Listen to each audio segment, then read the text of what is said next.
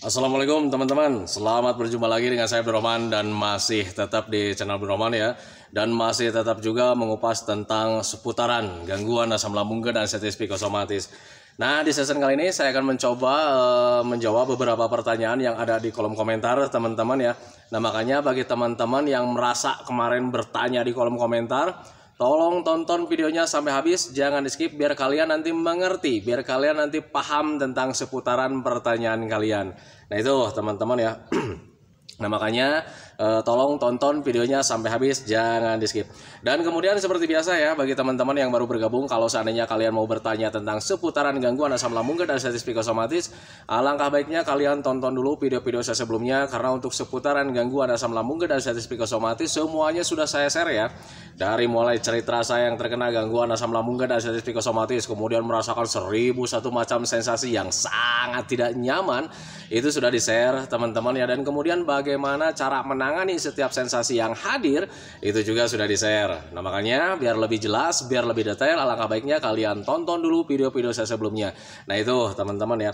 Dan kemudian bagi teman-teman yang baru bergabung juga, seperti biasa juga, kalau seandainya kalian belum subscribe channelnya, mohon videonya itu di subscribe dulu, karena untuk subscribe itu tidak memerlukan biaya, tidak memerlukan pendaftaran. Jadi subscribe itu adalah hal yang sangat mudah sekali bagi teman-teman lakukan ya. Jadi teman-teman itu cukup memijit saja tulisan subscribe, biar kenapa? Jujur ya, biar videonya itu cepat berkembang dengan baik. Dan kalau seandainya videonya itu berkembang dengan baik, sudah barang tentu itu akan menambah semangat tersendiri buat saya untuk terus nge-share tentang seputaran gangguan asam lambung dan status psikosomatis ini terhadap kalian. Kemudian yang lebih penting dan yang lebih utamanya, tekan juga tombol lonceng sama tombol like-nya ya, biar kalian itu dapat notifikasi atau pemberitahuan video saya yang terbaru. Karena saya itu akan terus nge-share tentang seputaran gangguan asam lambung dan status psikosomatis ini terhadap kalian, dengan tujuan semoga saja videonya itu menjadi wasilah atau jalan keluar bagi kalian yang sedang mengalami gangguan asam lambung dan status psikosomatis hingga membaik ya, apalagi sampai sembuh total. Amin ya robbal alamin. Ya minimal hanya memberikan motivasi saja, atau lebih minimalnya lagi hanya sekedar menemani kalian yang sekarang sedang merasakan ABCD-nya dari gangguan asam lambung dan status psikosomatis. Nah itu teman-teman ya. Nah kembali lagi ke topik utama teman-teman ya. Ini yang bertanya sangat banyak sekali teman-teman ya. Tetapi mungkin saya hanya bisa menjawab beberapa saja. Tetapi bagi teman-teman yang sekarang sedang terkena gangguan asam lambung dan status psikosomatis, kemudian pertanyaannya itu tidak terrespon atau tidak terjawab teman-teman ya, mohon maaf sekali atas keterbatasan saya. Tetapi kalian harus yakin bahwa kalian itu sebetulnya bakalan membaik teman-teman ya, tanpa saya kasih tahu, tanpa saya kasih motivasi teman-teman ya. Kalian itu bakalan membaik, kalian itu bakalan sehat, kalian itu bakalan sembuh total gitu teman-teman ya. Kenapa bisa seperti itu? Karena perlu kalian ketahui teman-teman ya, untuk gangguan asam lambung dan status psikosomatis, termasuk sensasi-sensasi yang sedang kalian rasakan, itu sebetulnya tidak berbahaya teman-teman ya, hanya mengganggu saja sih sebetulnya ya. Mengganggu terhadap kualitas hidup kalian teman-teman ya, pikiran kalian terganggu gitu teman-teman ya, perasaan kalian terganggu, kemudian badan kalian merasa terganggu, menjadi tidak nyaman. Itu saja sih sebetulnya. Nah itu teman-teman ya, tetapi untuk berbahaya itu tidak gitu teman-teman ya. Nah pertanyaan yang pertama gitu teman-teman ya, Pak Abdul, apakah Bapak pernah menyerah dengan keadaan ini? Saya merasa capek dengan keadaan seperti ini. Kapan ya bisa sembuh dan normal kembali? Untuk orang-orang yang terkena gangguan asam lambung dan status psikosomatis gitu teman-teman ya, merasa menyerah itu pasti semua orang mengalami teman-teman ya. Kenapa bisa seperti itu teman-teman ya? Karena untuk gangguan asam lambung dan status psikosomatis itu durasinya itu berbeda dengan gangguan yang lain teman-teman ya. Kalian sakit gigi mungkin paling lama itu sekitar 1 minggu, 2 minggu, paling lama juga sekitar 3 minggu gitu teman-teman ya. Nah, tetapi saat terkena gangguan asam lambung dan status psikosomatis, rasa tidak nyaman itu bisa berbulan-bulan gitu teman-teman ya. Bahkan ada yang bertahun-tahun gitu teman-teman ya. Nah makanya wajar sekali untuk orang-orang yang terkena gangguan asam lambung dan status psikosomatis, ketika kalian mendapatkan sensasi yang tidak nyaman sudah yang begitu lama gitu teman-teman ya, kalian merasa bosan bosan, kalian merasa ya sering mudah menyerah gitu teman-teman ya. Nah makanya bagi orang-orang yang terkena gangguan asam lambung dan sensitif psikosomatis, ketika merasa menyerah itu ya pasti mengalaminya teman-teman ya. Termasuk saya dulu gitu teman-teman ya. Jadi karena kita bosan ya dengan keadaan ini gitu teman-teman ya. Nah tetapi apakah dengan menyerah itu bisa membantu? Tidak teman-teman ya, karena ketika kalian menyerah justru menimbulkan efek-efek yang lain. Nah, apakah efeknya gitu teman-teman ya? Pikiran kalian terganggu, perasaan kalian terganggu teman-teman ya. Jadi ketika kalian melihat orang-orang yang normal gitu teman-teman ya, orang-orang yang bisa jalan-jalan kemudian bercanda-bercanda teman-teman ya, kita merasa sedih teman-teman ya. Jadi seolah-olah kita itu berbeda dengan orang lain. Nah itu teman-teman, padahal kita itu sama teman-teman ya. Yang membedakan itu ya karena kita ini itu sedang terganggu sih sebetulnya teman-teman ya. Terganggu oleh rasa tidak nyaman dari gangguan asam lambung dan sensitif psikosomatis. Nah itu teman-teman ya, jadi untuk kita dan orang lain itu sebetulnya sama teman-teman ya. Tetapi kalau misalnya kita merasa menyerah dengan keadaan ini gitu teman-teman ya nanti antuknya kita itu ya sering membanding-bandingkan dengan orang lain, dan kemudian ketika melihat perbedaan itu ya kadang kita merasa sedih gitu teman-teman ya, sering nangis. Nah itu teman-teman ya, itu sepengalaman saya dulu saat terkena gangguan asam lambung dan sensitif psikosomatis. Kemudian efek-efek yang lainnya juga kita itu ketika merasa menyerah itu ketika membanding-bandingkan dengan orang lain itu ya kadang kita itu mengurangi rasa syukur juga gitu teman-teman. Jadi seolah-olah kita itu ya Tuhan itu bertindak tidak adil sama kita gitu teman-teman ya. Orang lain ini bisa jalan-jalan, orang lain ini bisa bercanda-bercanda, orang lain bisa tertawa, kok kita tidak. Nah itu teman-teman ya. Nah makanya ketika orang-orang yang terkena gangguan asam lambung dan sensitif psikosomatis kemudian merasa menyerah dengan keadaan ini gitu teman-teman ya, itu tidak akan membuat kalian membaik teman-teman ya. Yang lebih hadir itu justru kalian merasa sedih gitu teman-teman ya, kemudian merasa tidak adil sama Allah Subhanahu wa taala gitu teman-teman ya, kita beda dengan orang lain. Nah itu teman-teman, kemudian ketika menyerah itu sebetulnya banyak ya sensasi yang lain-lainnya gitu teman-teman, bisa menimbulkan emosi kita itu tidak stabil juga gitu teman-teman ya. Karena ketika kita merasa tidak nyaman, kemudian kurang sesuai juga dengan lingkungannya, misalkan merasa berisik gitu teman-teman ya, sehingga kita itu berpikirnya orang lain itu tidak mengerti dengan keadaan kita. Nah makanya untuk orang-orang yang terkena gangguan asam lambung dan sensitif psikosomatis suka uring-uringan. Nah itu teman-teman, emosinya tidak stabil, kadang sukanya itu pengennya itu marah-marah tidak jelas. Nah itu teman-teman ya, itu pengalaman saya dulu saat terkena gangguan asam lambung dan sensitif psikosomatis. Nah makanya bagi teman-teman yang sekarang sedang terkena gangguan asam lambung dan sensitif psikosomatis, kemudian ketika kalian merasa menyerah, merasa capek gitu teman-teman ya, itu merupakan hal yang sangat wajar teman-teman. Tetapi kalau misalnya kalian menyerahnya itu berkelanjutan gitu teman-teman, yang merasa capek akhirnya diam, tidak melakukan metodenya, itu tidak akan membuat kalian membaik teman-teman ya. Nah makanya ketika kalian sekarang sedang terkena gangguan asam lambung dan sensitif psikosomatis, kemudian ketika menyerah, merasa capek dengan keadaan ini teman-teman ya, bebaskan keadaan kalian ini teman-teman dengan cara seperti apa? Semangatnya kembalikan lagi, kemudian konsisten dengan metodenya gitu teman-teman, kemudian yakinkan dalam pikiran kalian bakalan baik-baik saja gitu teman-teman ya. Karena memang pada dasarnya kalian itu bakalan baik-baik saja teman-teman ya, kalian itu bakalan sembuh teman-teman ya.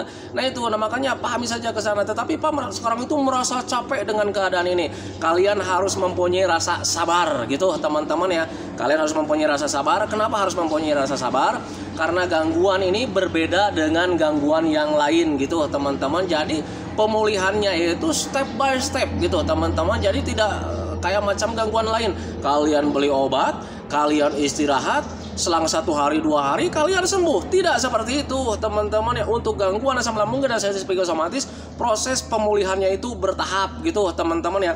Hari ini membaik, mungkin besoknya tidak. Nah itu teman-teman, kemudian 1 minggu kita membaik. Dalam 1 minggu itu ada aja 1 hari 2 hari yang membuat kita tidak nyaman. Kemudian selama 1 bulan misalkan kalian itu merasa nyaman, merasa bahagia, merasa sehat gitu teman-teman ya. Dalam sebulan itu pasti ada aja 1 hari 2 hari yang membuat kalian tidak nyaman. Nah itu teman-teman, dan seterusnya sampai kalian 1 tahun misalkan sudah nyaman gitu teman-teman ya. Kemudian dalam 1 tahun itu kalian pasti aja mengalami sakit gitu teman-teman ya. Nah itu sebetulnya sudah normal gitu teman-teman. Kenapa saya katakan sudah normal? Karena bukan kalian saja teman-teman ya, orang normal saja, orang yang tidak terkena gangguan asam lambung dan diabetes psikosomatis itu tidak selamanya akan sehat teman-teman ya. Nah itu kenapa bisa seperti itu? Karena dari ujung rambut sampai ujung kaki, tubuh kita itu mempunyai batas kemampuannya. Kalau misalnya kita beraktivitas berlebih, ya mungkin kita mempunyai rasa capek, mempunyai rasa lelah gitu teman-teman. Kemudian capeknya, lelahnya berkelanjutan, mungkin kita juga merasa sakit. Nah itu teman-teman, makanya pahami saja ke sana. Jadi untuk orang-orang yang terkena gangguan asam lambung dan diabetes psikosomatis, jangan pernah menyerah gitu teman-teman ya. Tidak akan membuat kalian membangun, tidak akan membuat kalian itu sehat, tidak akan membuat kalian itu tambah membaik, malah justru akan menimbulkan emosi kalian itu tidak stabil, merasa sedih, merasa marah gitu teman-teman, merasa kecewa dengan keadaan ini. Nah itu teman-teman ya, pahami saja ke sana. Nah itu teman-teman ya.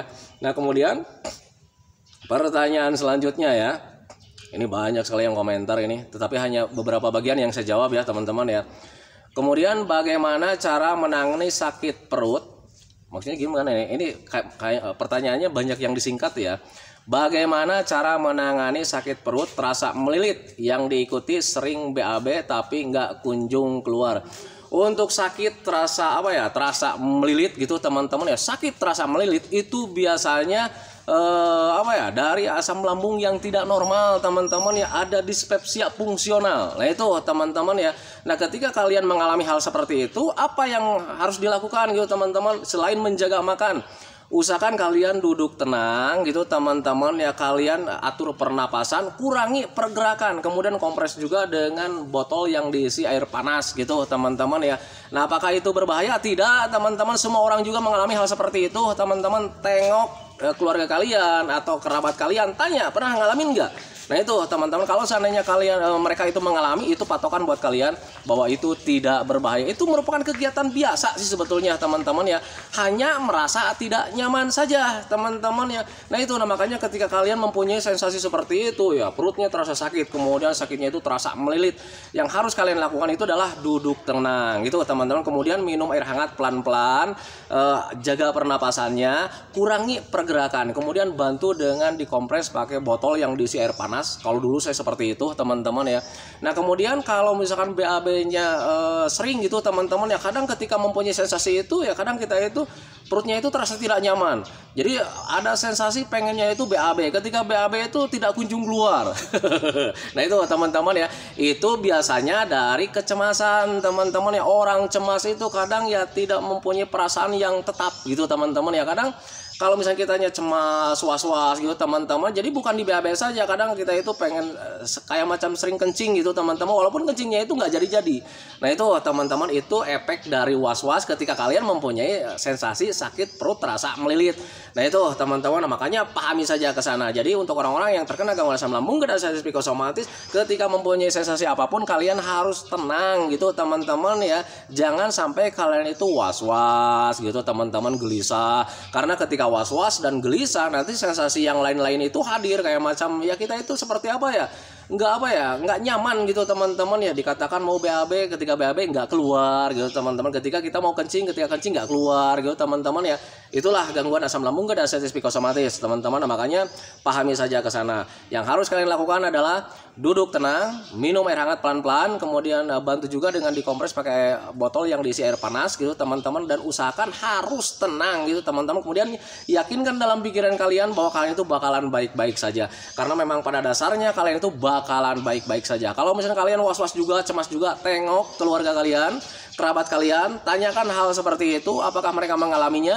Kalau seandainya mengalaminya, itu menjadi patokan buat kalian bahwa kalian juga bakalan membaik lagi. Karena untuk gangguan asam lambung dan diabetes psikosomatis itu tidak berbahaya, hanya mengganggu saja, mengganggu terhadap kualitas hidup kita itu menjadi kurang produktif. Mau produktif gimana teman-teman ya, kita merasakan sakit.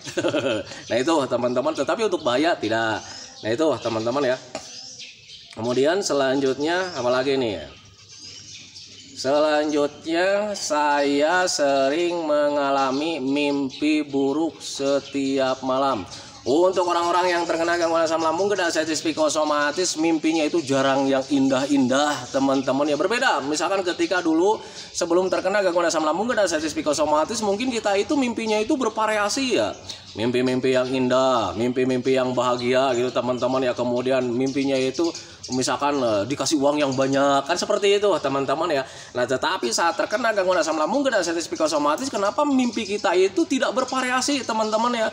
Kadang mimpinya itu ke hal-hal negatif teman-teman ya, bertemu hantu lah kemudian bertemu dengan orang yang sudah meninggal lah, dan sebagainya teman-teman. Pokoknya mimpi kita itu mimpi yang sangat tidak nyaman.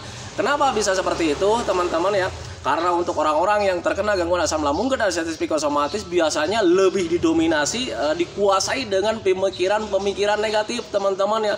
Pemikiran-pemikiran hal-hal yang tidak diinginkan. Nah itu teman-teman, jadi setiap harinya itu selalu berpikir tentang yang tidak menyenangkan. Entah itu kematian, entah itu pemikiran tentang penyakit yang berbahaya, entah itu pemikiran tentang kita itu selalu menderita dan sebagainya teman-teman ya. Sehingga ketika kalian selalu berpikir ke hal-hal negatif teman-teman ya, semuanya menjadi terpengaruh. Perasaan kalian menjadi tidak nyaman setiap harinya, merasa tidak bahagia setiap harinya. Pikiran kalian juga merasa tidak nyaman, selalu berpikirnya itu meniti ke hal-hal yang negatif, sampai berpengaruh ke dunia mimpi juga gitu teman-teman. Nah, mimpi kalian itu menjadi tidak nyaman teman-teman ya. Mimpi-mimpinya itu mimpi-mimpi yang buruk. Nah itu teman-teman ya, perlu kalian ketahui teman-teman ya, bahwa mimpi itu adalah bunganya tidur teman-teman ya. Kalau seandainya kalian berpikir secara berulang-ulang ke suatu titik gitu teman-teman ya, nah pikiran-pikiran itu bisa nempel juga ke alam mimpi kita teman-teman ya. Mari flashback kejadian dulu gitu teman-teman ya. Saat orang mungkin selalu berpikir tentang pacar, nah itu teman-teman ya, berpikirnya itu bertemu dengan kekasih gitu teman-teman. Kemudian membayangkan kalau misalnya kita ketemu dengan pacar, nanti saya mau kasih bunga, kan seperti itu teman-teman ya. Kemudian ketika terjadi ya, ketemu sama pacar, kita jalan-jalan gitu, asik jalan-jalannya. Nah kemudian ketika kita diam di rumah berpikir hal seperti itu teman-teman ya, memikirkan tentang pacar, memikirkan tentang kekasih teman-teman ya, setiap hari berulang-ulang seperti itu, dan itu bisa berpengaruh ke dalam mimpi kalian. Nah itu teman-teman, mungkin mimpi kalian itu bisa bertemu kembali dengan pacar.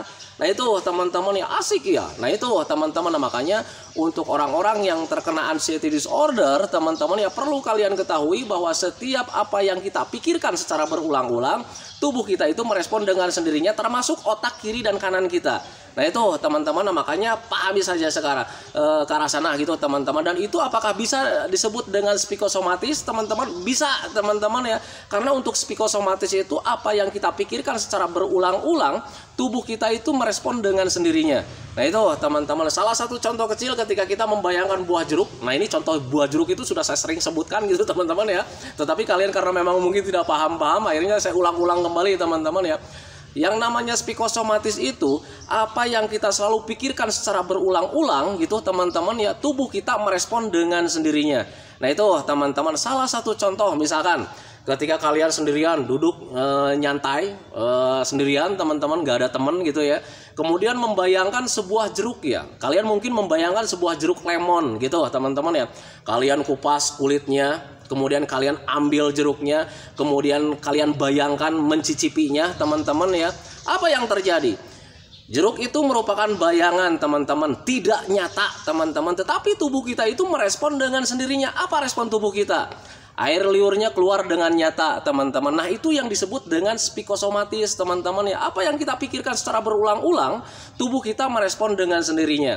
Nah itu teman-teman, dan psikosomatis itu sering terjadi untuk orang-orang yang terkena gangguan asam lambung, GERD, anxiety psikosomatis teman-teman ya. Kenapa bisa seperti itu? Karena kalian selalu berpikir tentang penderitaan, dan akhirnya kalian merasa menderita sendiri setiap harinya. Nah itu teman-teman, kalian merasa tidak sehat, kalian merasa hidup itu paling menderita, sehingga tubuh kalian dan perasaan kalian dan pikiran kalian itu merespon dengan sendirinya, seolah-olah kalian itu menderita setiap harinya. Nah itu teman-teman, makanya untuk orang-orang yang terkena gangguan asam lambung dan psikosomatis, jadikanlah psikosomatis itu menjadi hal-hal yang baik-baik, menjadi hal-hal positif teman-teman ya. Contohnya kayak gimana? Caranya kayak gimana? Berpikirlah kalian sehat, berpikirlah kalian sembuh, berpikirlah kalian baik-baik saja, karena memang pada dasarnya kalian baik-baik saja. Nanti tubuh kalian juga merespon dengan sendirinya teman-teman, dan akhirnya kalian itu merasa nyaman setiap harinya, merasa sehat setiap harinya. Nah itu teman-teman, tetapi sialnya untuk orang-orang yang terkena gangguan asam lambung dan psikosomatis, berpikirnya itu setiap harinya itu menderita gitu teman-teman, dan akhirnya tubuh kalian itu merespon dengan sendirinya. Kalian merasa tidak nyaman setiap harinya. Nah itu teman-teman, makanya pahami saja ya ke arah sana gitu teman-teman. Jadi untuk orang-orang yang terkena gangguan asam lambung dan sensitif psikosomatis, mulai dari sekarang itu harus bisa menjaga pola pikir teman-teman, dan itu termasuk di 3P-nya teman-teman ya. 3P itu adalah pola makan harus dijaga, pola hidup harus dijaga, kemudian pola pikir harus dijaga. Nah itu pola pikir itu adalah salah satu metodenya. Nah itu teman-teman, karena untuk gangguan asam lambung dan sensitif psikosomatis itu obatnya bukan obat yang kalian konsumsi, bukan herbal yang kalian konsumsi teman-teman ya, tetapi metode teman-teman ya, metode yang harus kalian pahami kemudian konsisten kalian jalani. Apakah metodenya? Menjaga pola makan gitu teman-teman ya.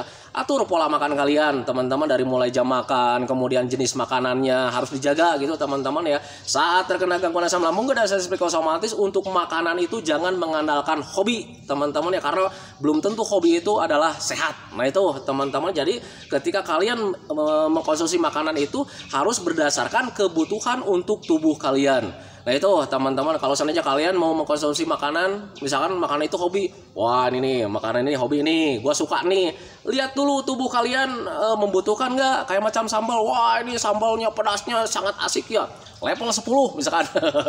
Nah itu teman-teman, ketika kita makan level 10 kita asik ya makannya karena hobi gitu teman-teman ya. Tapi tengok gitu untuk kebutuhan tubuh kalian, apakah tubuh kalian itu membutuhkan? Kalau seandainya tidak, nggak usah teman-teman, berpikir logika saja gitu teman-teman ya, berpikir wajar saja. Nah itu teman-teman, itu untuk jenis makanannya. Jadi jangan terlalu mengandalkan hobi gitu teman-teman. Jadi andalkanlah untuk kebutuhan tubuh kalian.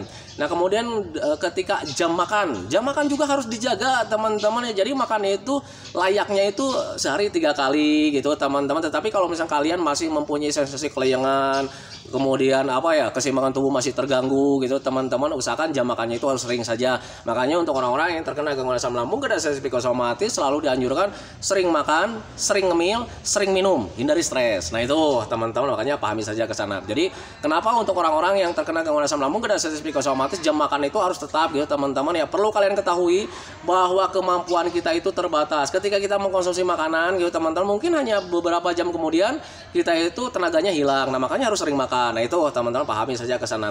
Kemudian untuk pola hidupnya, usahakan hidup itu hidup kayak macam orang-orang sehat teman-teman ya. Tidur malam harinya usahakan dijaga minimal 8 jam dalam satu malam. Kemudian di pagi harinya kalian harus sering olahraga juga, karena dengan olahraga itu bisa meningkatkan imun kalian teman-teman. Ketika imun kalian itu tambah sehat, tambah kuat, itu justru akan membantu proses pemulihan kalian dari gangguan asam lambung dan sensitif psikosomatis. Nah itu teman-teman, makanya pahami saja ke sana. Kemudian pola pikir, kenapa harus dijaga juga? Karena ketika kita berpikir terlalu keras ke suatu arah, ke hal-hal negatif teman-teman secara berulang-ulang gitu teman-teman ya, berpikir keras itu bisa menguras energi kita teman-teman, sehingga kebutuhan untuk tubuh kita itu terkuras kembali. Dan makanya untuk orang-orang yang terkena gangguan asam lambung dan sensitif psikosomatis, kenapa sering mengalami kelayangan padahal sudah makan gitu teman-teman ya, karena ketika kita stres terlalu banyak pikiran itu bisa menguras energi kita dengan cepat. Akhirnya kebutuhan untuk tubuhnya itu ya tidak terpenuhi setiap harinya. Nah itu teman-teman, makanya pahami saja ke sana. Nah itu teman-teman ya, karena sekarang durasinya udah lama gitu teman-teman, jadi mohon maaf sekali hanya beberapa bagian yang saya jawab gitu teman-teman ya. Tetapi bagi teman-teman yang bertanya di kolom komentar kemudian tidak terjawab pertanyaannya, kalian gak usah khawatir teman-teman ya. Untuk gangguan asam lambung dan sensitif psikosomatis itu tidak berbahaya sama sekali. Yang harus kalian lakukan adalah bersabar, kemudian konsisten menjaga metodenya teman-teman. Kalau seandainya kalian konsisten menjaga metodenya, pasti kalian bakalan membaik, bakalan sehat lagi, bakalan sembuh lagi. Nah itu teman-teman, makanya pahami saja ke sana.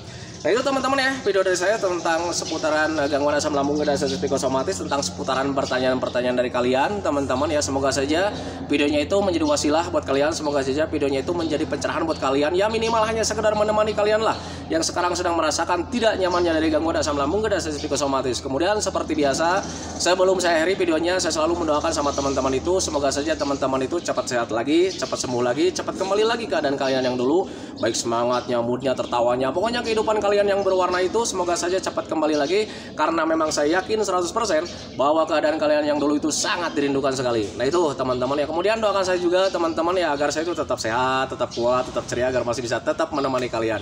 Nah itu teman-teman ya, sentikan videonya teman-teman ya. Assalamualaikum warahmatullahi wabarakatuh.